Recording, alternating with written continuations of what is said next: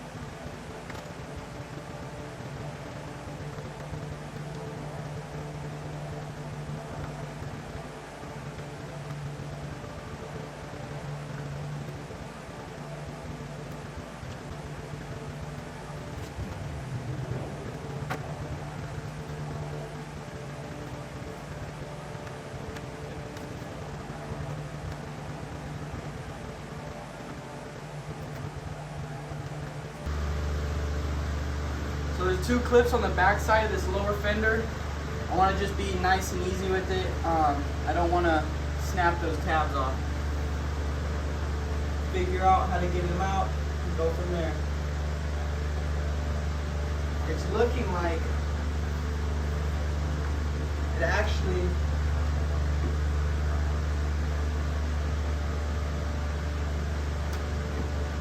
the way these are assembled, it's looking like you actually got to take this one off along with it, and this should go from there. This looks like a whole separate piece too. So yeah, we're just gonna keep going along.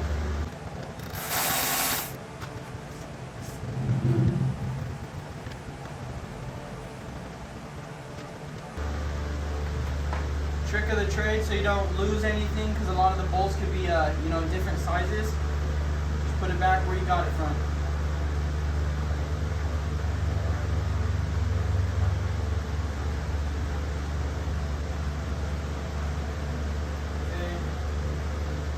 So it looks like it's just connected right here at this point.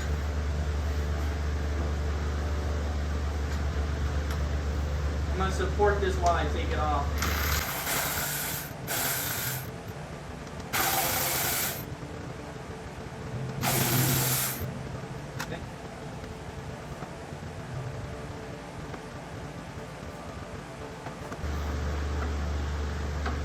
Be very nice here. Guide everything out. There we go. And like I said, see. So really, I'm gonna put the screws that I took out of here back in, just so we can keep it as one part. So this is gonna get a little tricky because I do have to disconnect my blinkers still.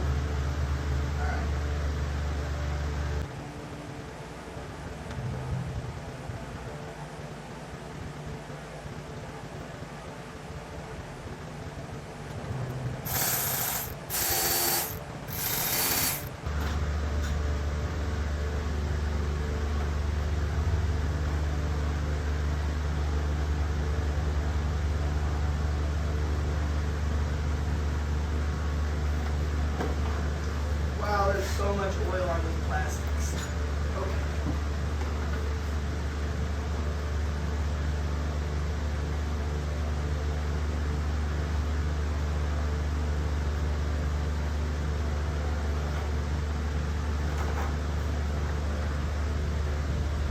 Alright, there's the left side.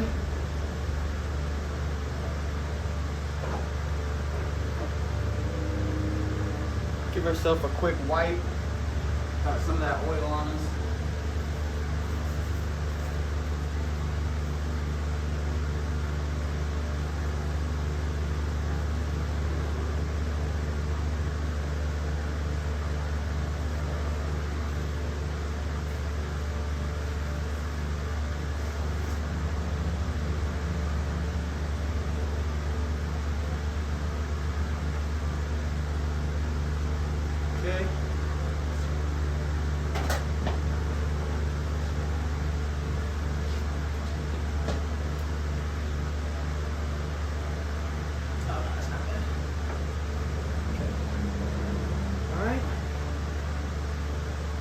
where it goes.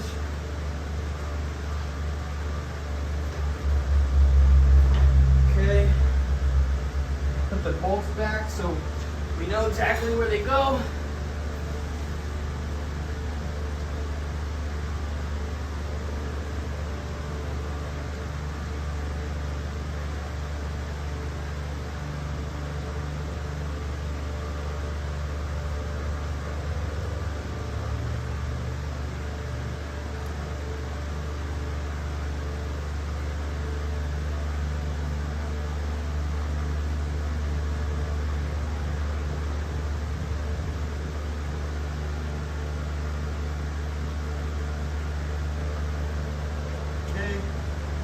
Get the right side off now.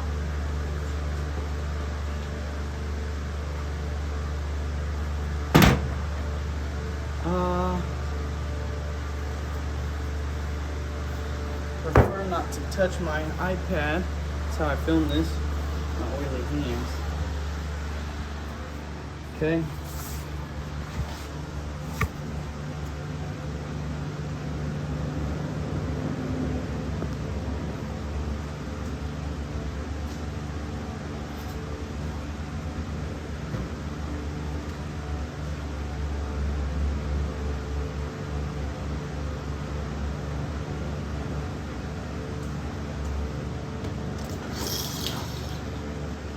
So, over here,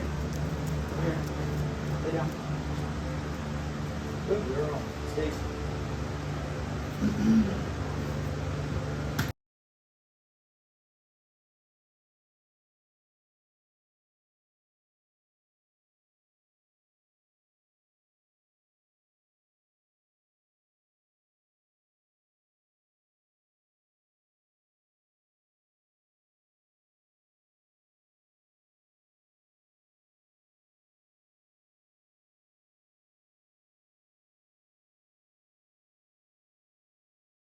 We're gonna be remaining right here. Probably gonna pull the tank off also, because what I want to do is I want to get past the tank, down to the air box, down to the injectors, and I want to get down to the plugs too, so I can be checking spark and everything like that. Okay, so we have the zx14, all the plastics taken off. Look at this massive tank, man. It comes all the way down here to feed that big old 1300 cc engine. So what we're gonna do is just do a quick instructional of what I do to take the tank off. I'm sure other people have different ways, but really I'm just gonna take the 4 mounting bolts off, and then I'm gonna put, you know, a wedge or something under here so I can reach my hand under, get the vacuum lines off, get the fuel hose off and such, and then we'll go from there. But yeah, should be pretty straightforward.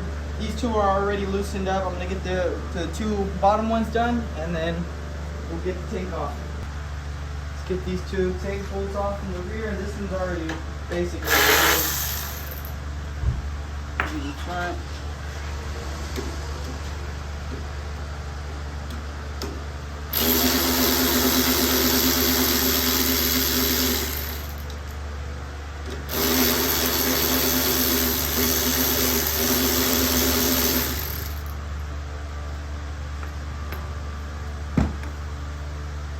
Okay, get our little prop under there. Okay.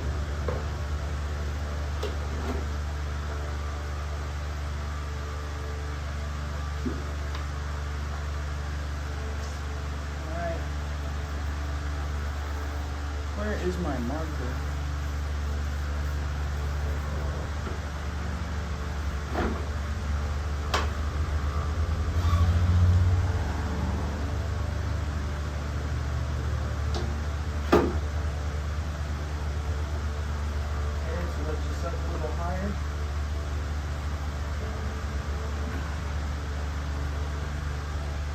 Sitting on the middle. Don't want nothing to come down on us. Okay, now we have the fuel line right here, and then your power connections. So let me grab my hose, because some fuel pumps won't retain fuel when you connect them. So have this ready just in case.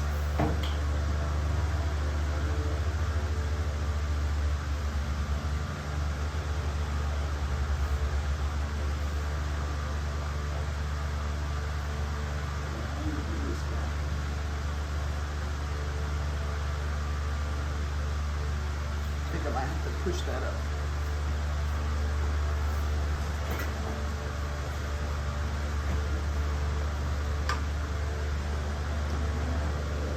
Okay. Got the secure pin, I guess you would call it, pulled off. Now we're going to slide the fuel line off. Cool, looks like it holds its own fuel. Won't leak.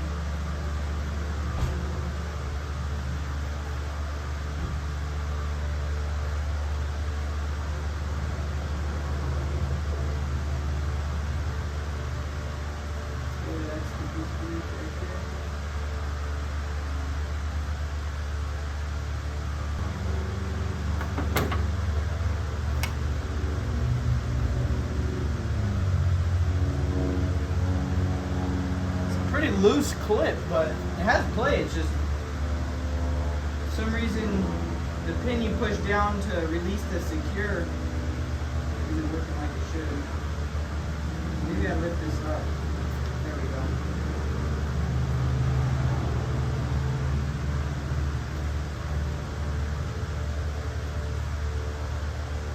What the heck?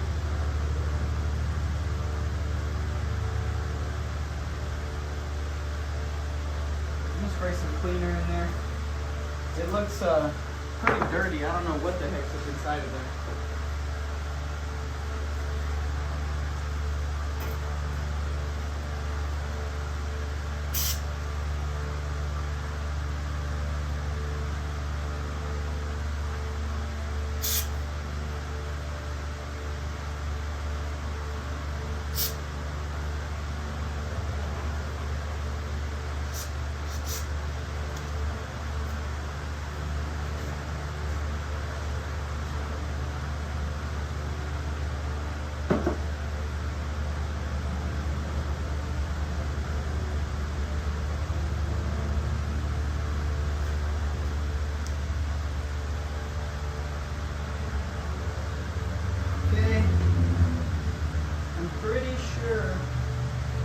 Going to be everything we need to remove. Now, where are we going to put such a big tank?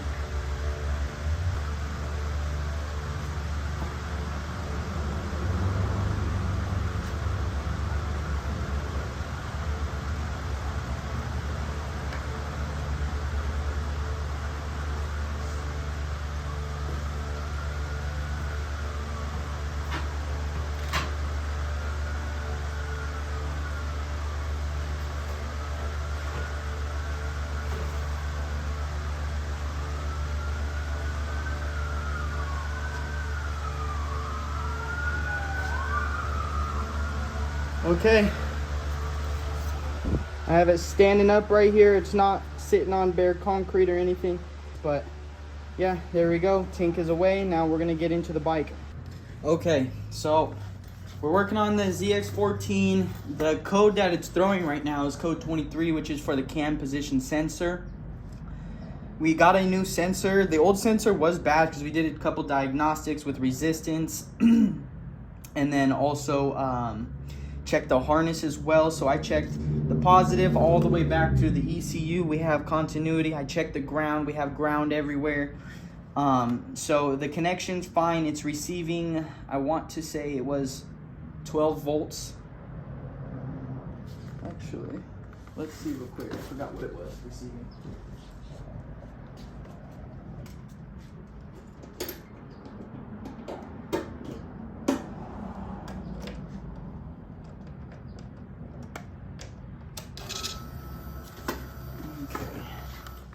What are we getting to here? Maybe you guys can see it, maybe you can't. Gotta find the yellow wire is going to be the positive, the yellow and red wire. The other wire is going to be your ground. So we're going to connect to ground here, connect to positive, and yeah, we're getting, whoa.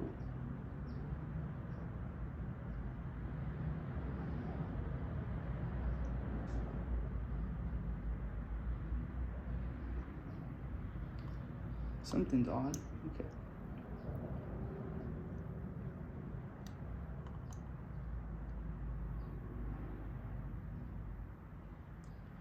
3.15 volts. Should it be getting 12?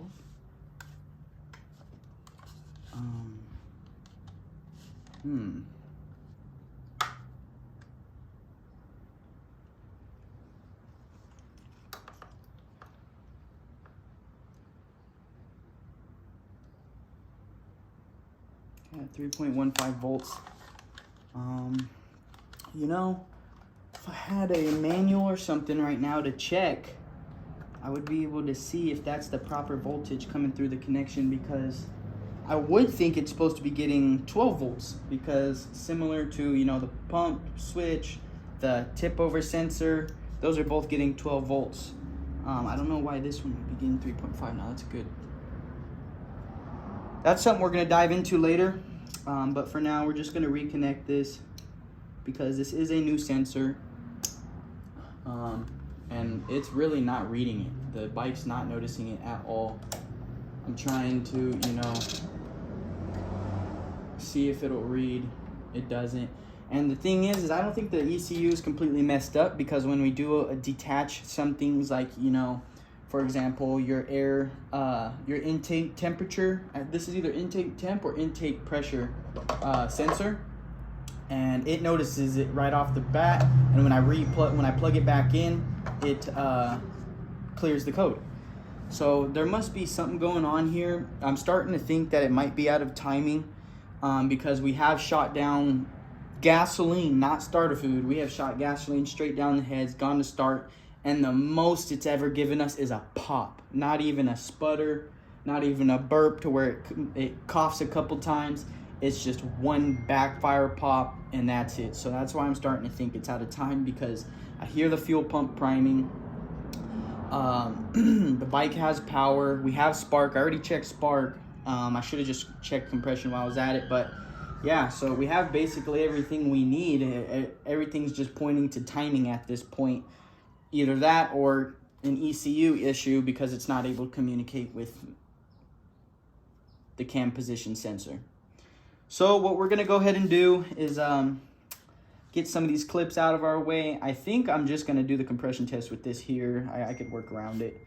But yeah, we're gonna go ahead and blow this all off, get all the plugs out, and then just start churning and burning.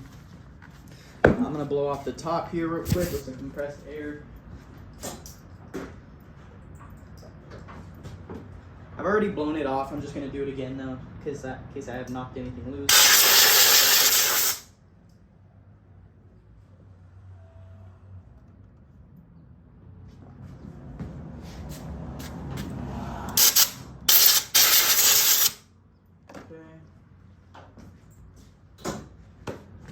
Alright, so what we're going to do is just start attacking each spark plug at a time. So let's see if I could get a flashlight up in there for you guys. So we'll have just about enough to work with, but there's boot and plug number 1. Boot and plug number 2 is just right there beyond my finger. And we got the 3rd there. And the 4th one all the way in the back. You can't really see it. I'm not low enough. There it is, right way back there. Right there. So yeah, we're gonna get those out one by one. And when I do the compression test, I'm going to actually pull all the plugs and keep the plugs out, just so it's less work on the motor. You know, we're running one cylinder, we're compressing one cylinder rather than all 4 at the time. And we're gonna have to crank it 3, 4, 5 times per cylinder, you know, so that'll put a lot on your battery. So if you want to avoid that extra stress on your battery, pull the plugs out. The other 3 won't be compressing, just one, and it'll be a lot more easy to turn over on your battery and your starter motor. So we're gonna start by just moving this out of the way as much as we can. Make sure you can see what I'm doing here. Okay, so with these connections for the coils, you want to push them in first. It'll really help you out. Push them in first, then push down, and then push them out. So that hook that's on there is able to break its seal, I guess you would say, slide down and come out. So I got the first one out. Okay. And then what I'm gonna want to do, because I already have them numbered on the coil, but I don't have the connection numbered. So how am I gonna number it?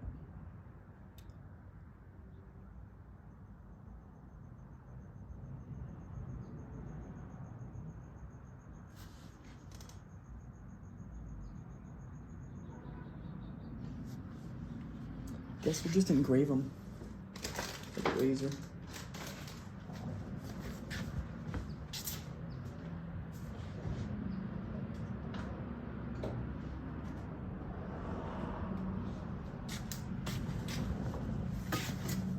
Okay, so I'll engrave this guy as number 1. Put it out of the way too, so it's not, super obvious.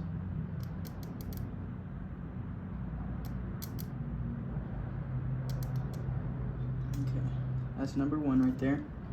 Okay, now let's get number 2 out of here. Remember, push it in, push.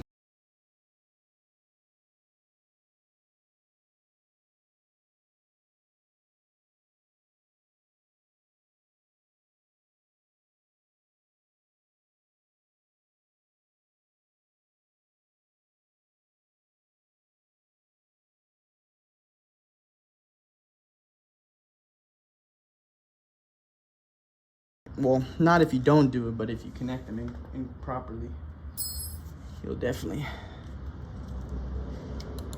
Okay, these boots are actually some of the easiest boots I've ever had to take out too. Normally they give me a hassle. They're pretty dirty. Okay, just gonna stand that up on the side right here while I pull the other ones out.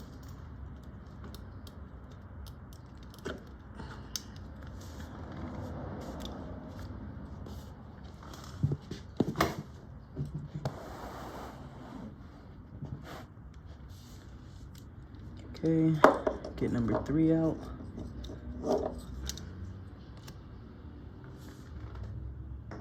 Okay, number 2.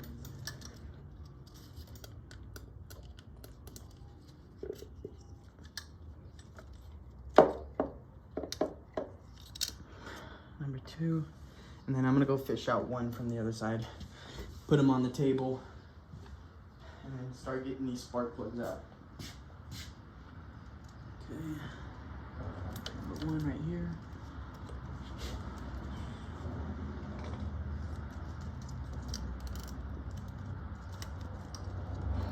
Move those wires out of the way. Be patient with this too, man. You don't want to hurt these. Okay. Set these to the side for now.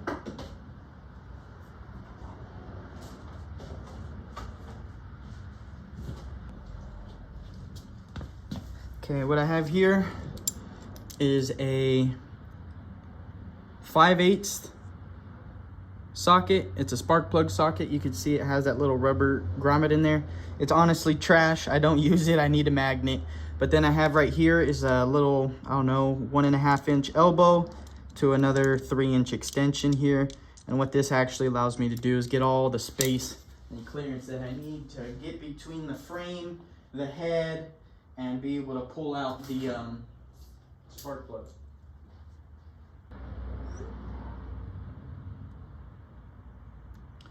Okay, so now let me show you guys how this socket works. Sideways, get it in there, keep letting it pivot until we're on top of the spark. Flip the setting. Oh, there we go. I didn't do them super tight. The guy who did them last, man, cranked those down.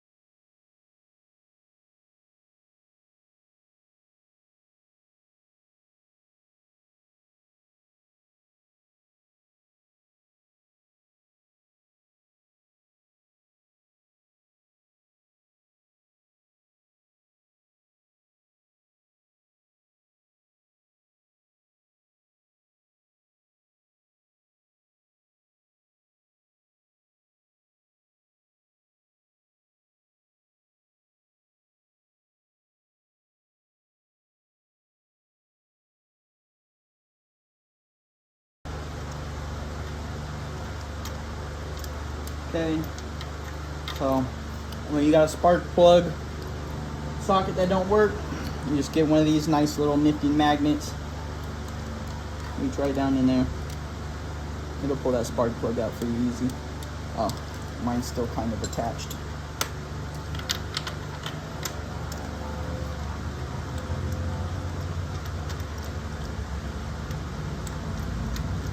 There.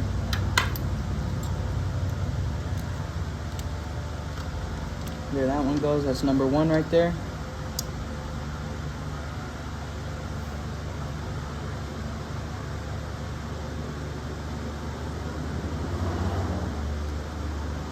Oh no.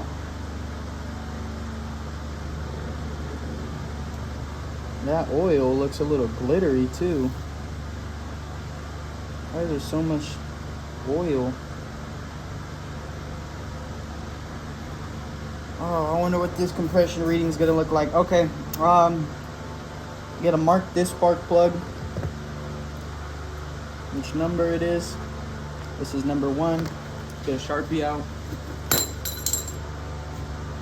Don't drop your tools. You can help it. Number 1. Okay. Let's get number 2 out.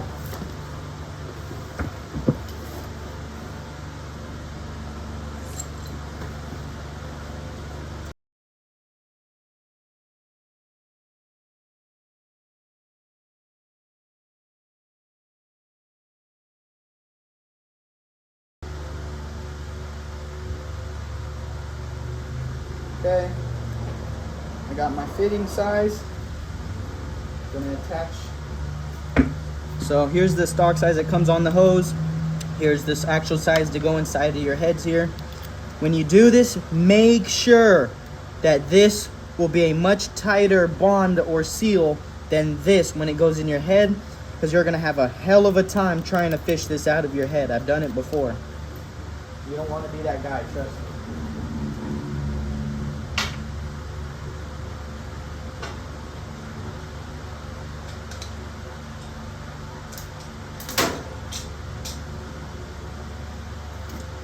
So, not gonna do it too crazy hard. Just gonna get it nice and snug. That should be plenty. Okay. Got our gauge out. All right. We're just gonna thread it in there.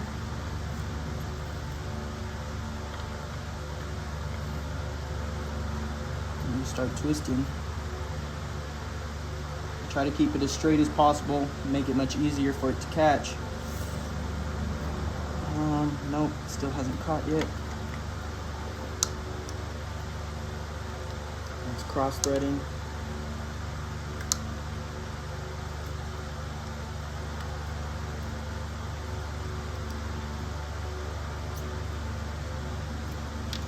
Nope, still not grabbing.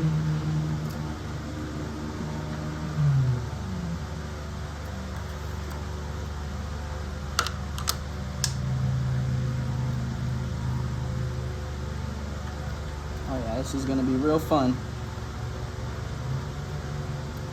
All right, we're not gonna. So when you do this, you're gonna pump it 4 to 5 times. Right about when it stops maxing out. The forum said it should be anywhere from 150 to 230.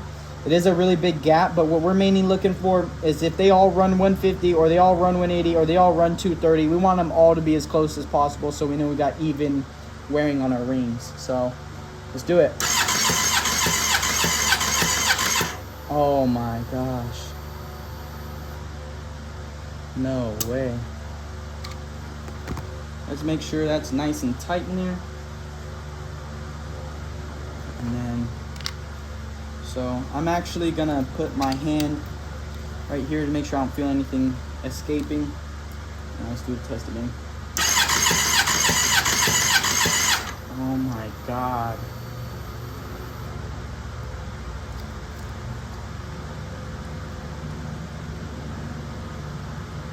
So this could tell us 2 things here. Because the cam sensor did go out,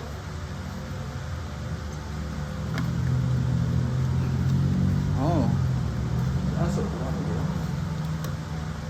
here. Okay, here we go. That's a little scary. All right, let's get this off. So now let's test cylinder number 2. I think our reading for cylinder number 1 was like, I don't know, 75 psi. Okay. Just set this here. I'm gonna reach my hand down in there, make sure I don't feel any air getting past when it's compressing. All right.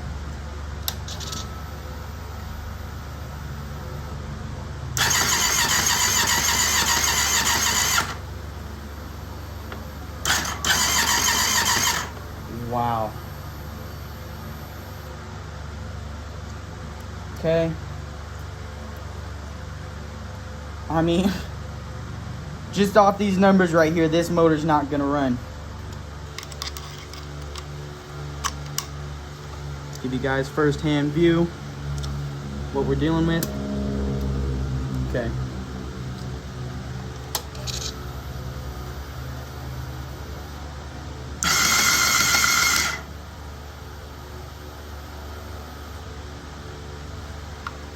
Does that have no compression?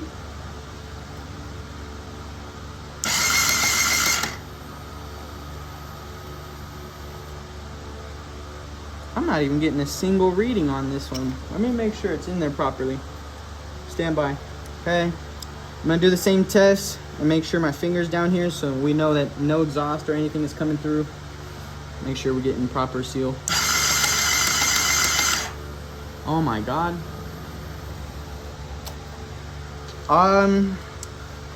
You know, so this is what I'm thinking when I see that. And I'm not positive, you could correct me if you like in the comments, but when I'm not getting even a single reading, I'm actually going to lean more towards a valve and timing issue. Because say for example, you know, when that piston's coming up, it's supposed to be compressing, but the valve is also open, or you're not going to build any compression.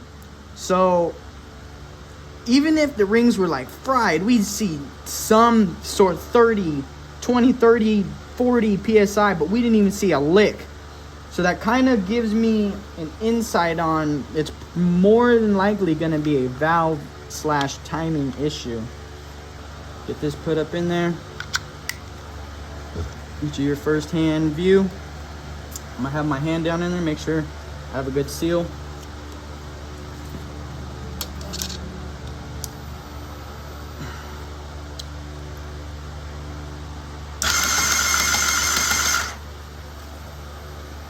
What in the heck? That's in there. That is in there, and holy frick. All right.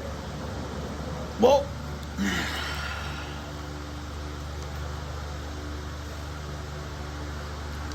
that motor is either blown or has some pretty serious damage on the heads. Pull that out.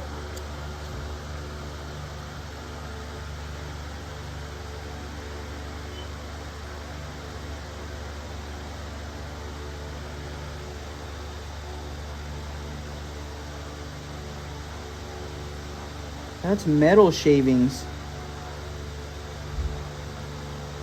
Yep. Wow. Yeah, I think this motor is done. Metal shavings coming out of the head. All right, let's get all 4 spark plugs back in. We got to talk to the owner. Go from there. Well, there you have it, guys. Really bad news on the ZX14. I had to talk with the owner, Christian, and he was not very happy, man. No one's going to be happy when you hear your bike's blown up and you're going to have to do a lot of work or part it out or do anything besides ride it, you know? So what we had to do is just tell him, you know, come pick it up because he didn't want to put more money into the motor as of right now. And as what you see is just me putting the spark plugs back and getting the bike ready to just be given back to the owner.